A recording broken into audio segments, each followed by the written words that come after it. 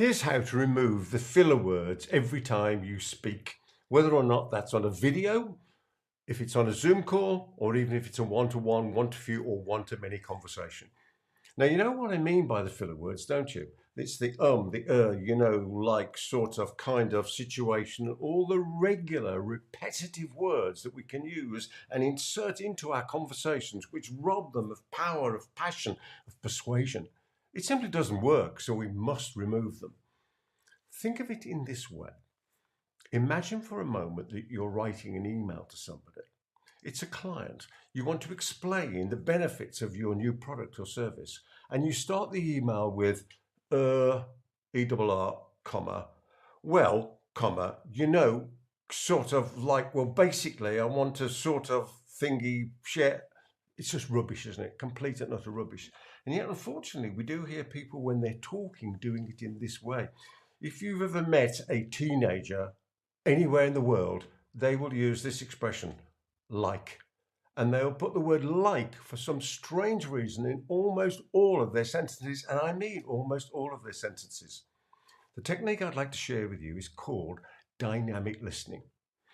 Often we think of listening and talking at being different ends of the scale. Somebody else is talking and we're listening to them.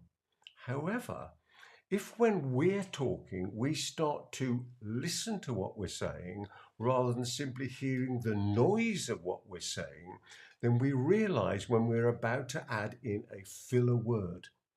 What do we do then?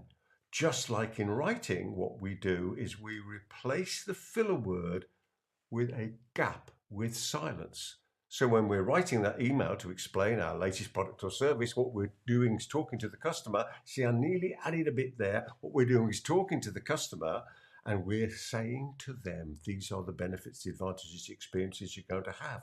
And when we're writing, we don't put ums, like, etc. in there. What we do is we put a gap between the words.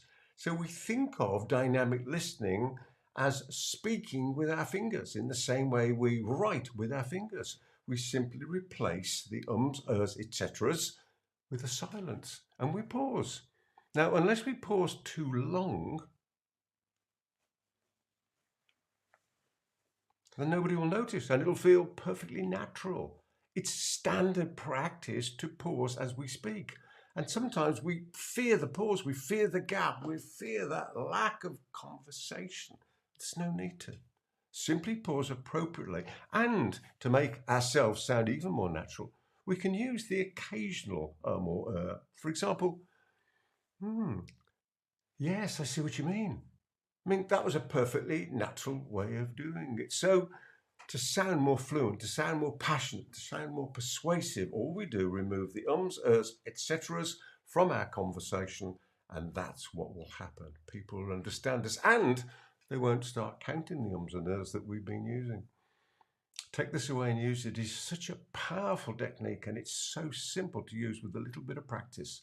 When we practice doing it, simply slow down. If you've enjoyed this video, there's plenty more of my crazy videos about here that you can look at. In the meantime, I wish you every success in all your adventures in life.